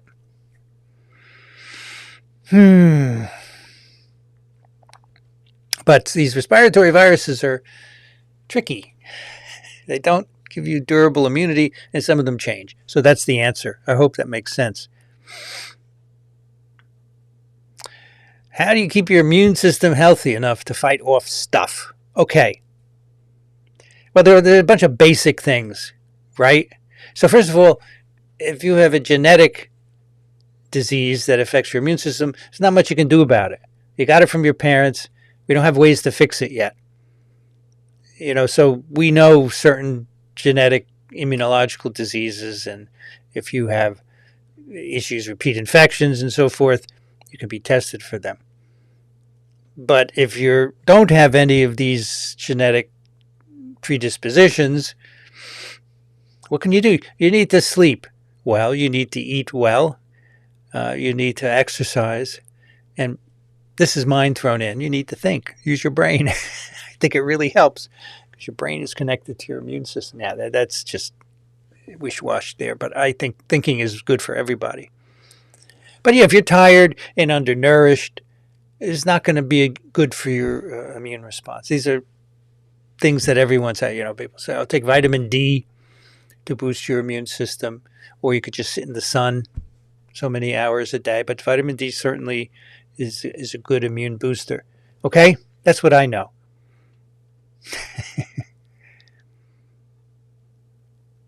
This Emily says this administration is about the FAFO. F around and find out. Yeah. I just wonder if things really explode, right? If suddenly we get a lot of infectious diseases. In 2 years we have a midterm. That could be important. But are people going to say, "Oh, I didn't want my kids being infected," or are they going to say, natural infection is better? We don't really care that they screwed it up. I could see it going both ways, right? Who knows? But, I think what they're going to do is experiment. And like Musk says, he's going to cut $2 trillion. It's going to screw up the economy for years, right? And then he says, it's going to recover and it's going to be so much better. Really? I don't believe it. But in the meantime, people are going to be hurting who voted for you. Not you, but your boss, right? And how are those people going to feel? Like, apparently, economics turned this election because it's too expensive to buy food, right? So if you can't buy anything in 2 years, is it going to turn the election again? We'll see. We're going to find out. You're right, Emily. Weasel, I'm so appreciative of all the hard work everyone does to try and keep us safe. It's true. People do have your best interests in mind. People at NIH, FDA, CDC, all the local public health agencies in the states, they want people to be healthy. That's their job. They're not making a lot of money. So, to think otherwise is just wrong. And yes, we do appreciate their work. Tom writes, the issue with chronic Hep B is trying to develop what is called a finite cure. as in some chronic HPV patients do receive suppression. Goal is to make it common. New therapies, yes, because we can't get rid of the DNA. So we never have a cure until you get the DNA out, the viral DNA. And that was talked about during the HPV TWIV.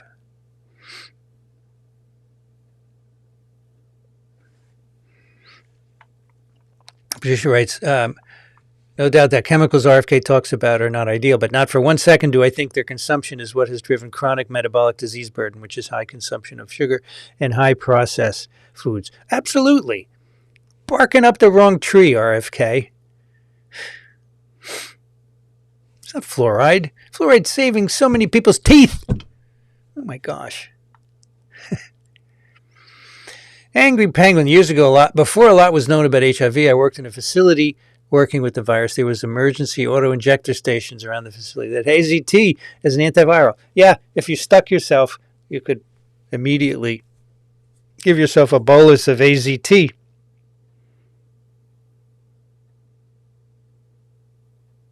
Yep. Okay, Ariozone says, no potable water yet available in Asheville. Post-Helen were weeks of dry weather, so flood mud, carrying sewage and industrial waste turned to dust, airborne illnesses. Oh my gosh. But the plan is to rebuild it, right?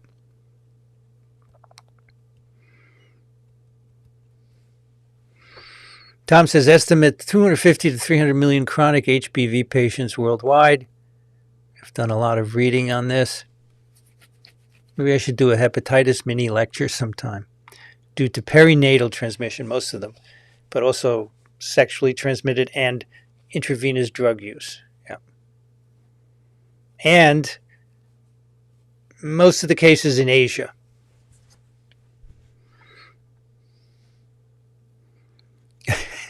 Patricia writes, RFK has the gift of gab, but he's possibly not very bright, so he doesn't know how to put it to really good use.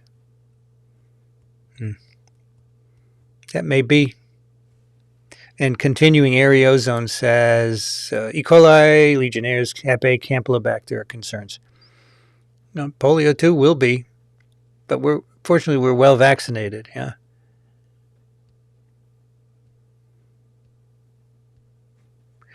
N.Y. Cohen says, would you go and testify in Congress as an expert witness if asked, given the hostility to science and scientists in the incoming administration?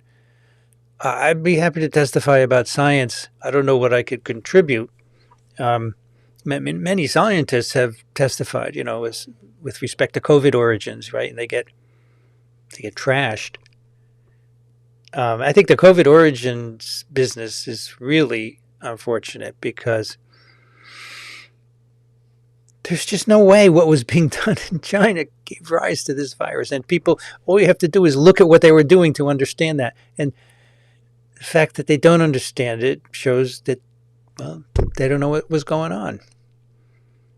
So it's a political thing in the end, yeah. And so they want more oversight over infectious disease research. They want to cut it, blah, blah, blah. I don't know. I am not drunk, says RFK can't understand the ingredients list of Fruit Loops. So will he understand a science paper? No. A science paper is hard. It took me many years to learn how to read a science paper. And he is not going to put the time in. No, he can't read a science paper. So this idea that he needs to oversee science is ridiculous. Just totally ridiculous. I grew up in a country where most of the time logic prevailed. You put someone in a job who was qualified for it, right? You put someone as HHS who has qualifications in Health and Human Services, a Secretary of Defense who has qualifications. You don't just put anybody. You just don't put your crony friends in. I don't know why we changed. Because one person thought this was a good idea, we had to change everything. I don't get it. I grew up in an era where a bill could pass the Senate by 99-0, with one person abstaining or whatever. 99-0. Civility. People talk to each other. Now there's this thing that the two parties can't talk to each other. In particular, I think one is worse than the other, but they don't talk to each other. They can't get along. And now one has to be in power to get anything done. And that's it. We totally changed the makeup of the Supreme Court which is not fair. You shouldn't have it leaning to conservative. Not everybody in the U.S. believes in the far right, white Christian view of things. I mean, reproductive rights. That's ridiculous to take them away. Anyway, yes, not Fruit Loops. Bobby writes, here's what really gets me. Let's say they are right and all science is corrupt. What else are you going to use? How can you show anything does anything? How can you get facts about anything? Well, we know that science is not corrupt. People are corrupt, right? They cheat. We know that happens. But science is self-correcting. If someone publishes crap, it usually gets corrected if it matters. If it doesn't matter, it just sits there forever, but nobody cares, right? No, we know that science is the way to understand the world and to make stuff that can help us, right? All our technology, all our healthcare, transportation, all of that is from science and engineering, of course. No, there's nothing else. You want to break your society by throwing away science? That's the dumbest thing you could ever do, right? It is the absolute dumbest thing you could do. And I can only hope that sane heads prevail. But, the Republican Party is so set on their agenda. They're not. I doubt that they're willing to look at reasoning. I really don't. But you're right about that, Bobby. Yep. That video of RFK in front of those boxes of future metabolic disease is emblematic of his inability to think.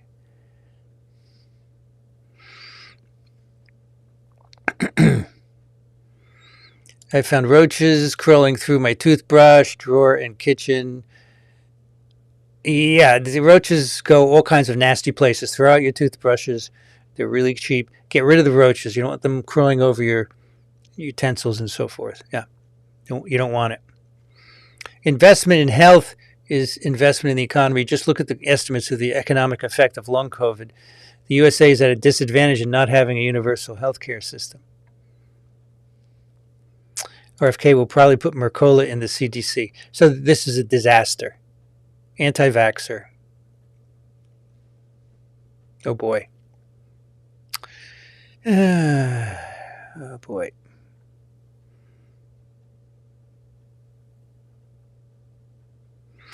Okay, race for impact. V, important. There's a program I was aware of for free Paxlovid. I went to a website. He didn't qualify, but I called and was given a list of codes by Pfizer. Okay. I don't know what it is.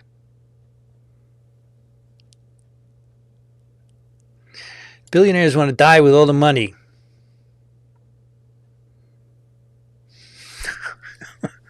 True. Lee said, I heard the Florida Surgeon General, Ladapo, may be the U.S. Surgeon General. So Ladapo doesn't like to mask. He doesn't want you to take mRNA vaccines. This is the problem that's beginning. Martha is in Manila this week. Wow, cool. Cool.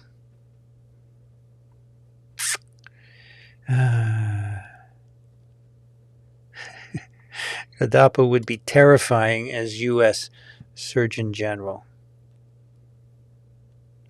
It's one thing to have a position in Florida to help get your governor what he wants. But at a national level, you really have an obligation to do what's right for the people. And you better have evidence that mRNA vaccines are a problem. There isn't any. It's been given to millions and millions and millions of people. There's no problem. There's no long-term problem. All right. 4-year, 5-year long-term. I agree. But it got us out of a pandemic. And you want to just stop immunizing? You want to use Novavax? Okay. Ramp up production of Novavax. But have an alternative. Not just say don't get mRNA vaccines. Even an emerging world country like the Philippines has vaccine mandates. Yes, but they sometimes drop when people, like Dengvaxia had a scandal, and so a lot of people didn't vaccinate their kids. And that's why there was an outbreak of polio a number of years ago there. Weaselbox says, I thought measles were eliminated. They were, and then they have subsequently come back due to parents not vaccinating their kids and measles virus coming in from other countries. Yep.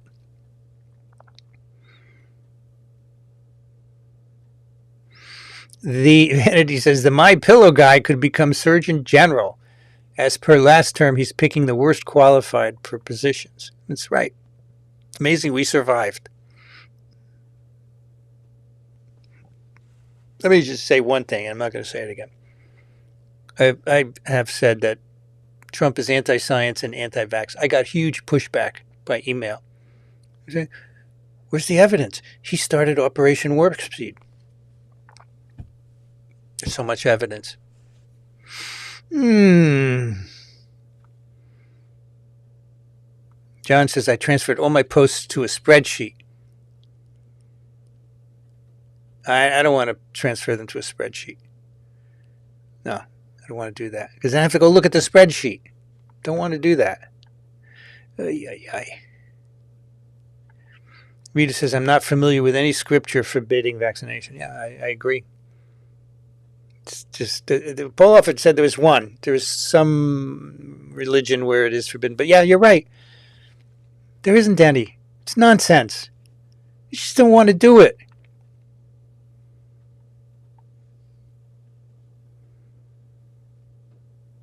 Eric Topol just posted that the economic burden of long COVID in the UK is $20 billion. Yeah, it's expensive.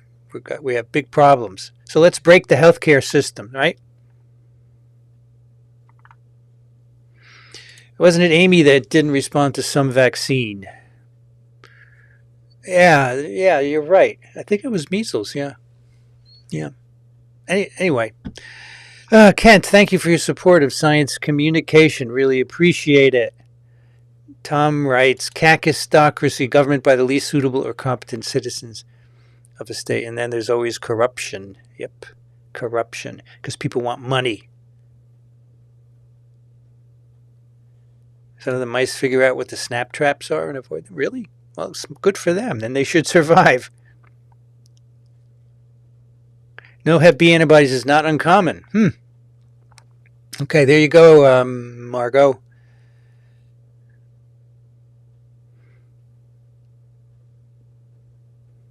Can liposomes with mRNA transfect any cell? I think they get into any cell. It's that they bump into the membrane, they can fuse with it, or they should be taken up. Actually, right? Does the antigen presenting cells are phagocytic? Let's look it up. Can mRNA liposomes enter any cell?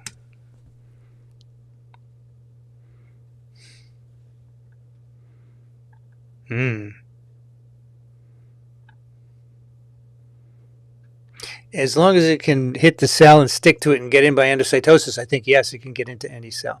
In fact, there have been some experiments with cell lines in culture where they just add the liposomes and they get in, yeah.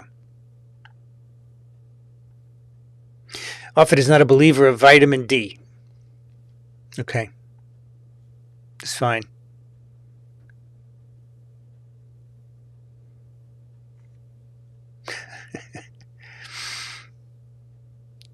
John says, stop me if someone suggested this before, but I think we should pick a time to watch Contagion before one of the next office hours for discussion. Yeah, so we'll announce a time ahead of time so people can watch it, and then we can have a discussion. We can have some bullet points and go through it. Yeah, absolutely. That would be fun.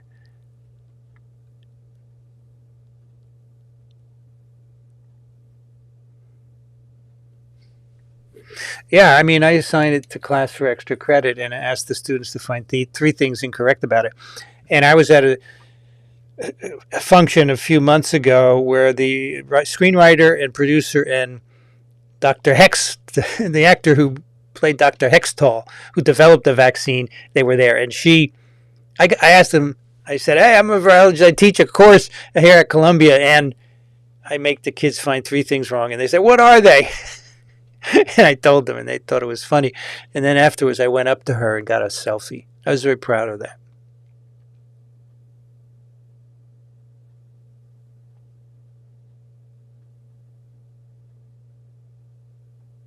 All right, let's see. We are almost out of time here. Let's look for... Vincent would be good testifying because he keeps his cool. I try to because it's... I don't think Marjorie Taylor Greene keeps her cool, right? She does crazy things, but I think in certain situations you need to have some kind of decorum, right? So you can have an intelligent conversation, not a screaming match. Sometimes here I get a little agitated, but I think I would be okay there. Yeah.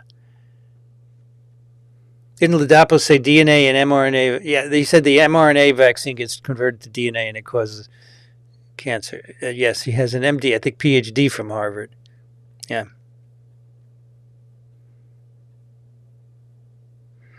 What techniques do you use to start investigating the origin of viruses? Well, right now, what you do is we're getting more and more sequences of viral genomes and cellular genomes, and you try and look, tons and tons, more than we ever had before. And you can start looking at who's the ancestor to who. And there's some great papers by Eugene Koonin that trace all the current lineages of viruses, DNA and RNA, back, many millions of years ago. That's what you can do. And you can do it for eukaryotes. You can do it for bacteria and archaea as well. Very cool.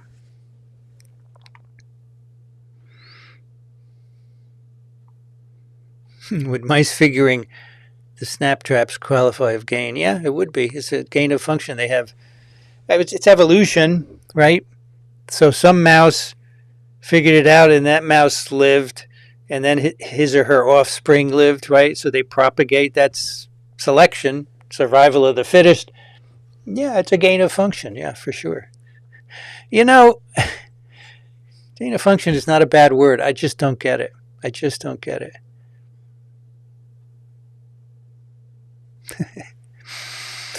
Hello, I'm new to this and I'm very curious. What are some things you recommend to be the best possible student?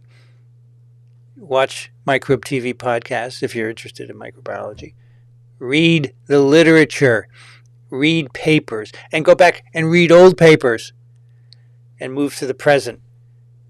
But, listening to our pods, you're going to learn a lot. Can you put the movie night on the calendar? Yes. I will put it on. I'm going to, now in the next few weeks, I'm going to adjust the calendar and I will put it on. Yeah. John writes, I like what Daniel said this week. How can you fight misinformation with information? Yes, that's what we can try and do. And that's what we will do here at Microbe TV. All right, I want to thank our moderators. Man, the 2 hours just went. Thanks for so many of you asking questions and conversing. It's really, really great. So our moderators tonight were Les. We had Steph. We had Vanity Nutrition. And we had Tom. Thank you so much for being here and maintaining civility. Thanks, everyone, for coming. I love your questions. They're great. What do we have here for a schedule? When is the next one? So according to this schedule, I don't know what the story is. Let me look at Microbe TV. Microbe.tv/calendar. No, calendar here. According to the schedule, we have live stream next week. Yeah, I know why, because we got Thanksgiving the week after, and we're not going to have it on the Wednesday before Thanksgiving. So we're going to have 2 in a row. Okay? That's Wednesday, November 20th, 8 p.m. right here on YouTube. Thanks for coming, everyone. Be safe until next week. Bye-bye. And thank you.